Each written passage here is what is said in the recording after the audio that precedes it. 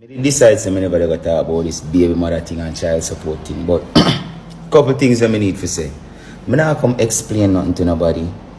You never did it when me and her fuck. Me never ask if your approval. Me not think of your business. She hungry for your attention, so she drag on in her business. That's fine. Me not go back and forth with her. Me not go talk about who for hold himself accountable and who responsible. Me not business about none of that. Me not come explain it. You get me? Yeah, this social media shit played out and dragged to me. Me not care about your blog. Me not care about your comment section. I don't care about public perception of me anymore.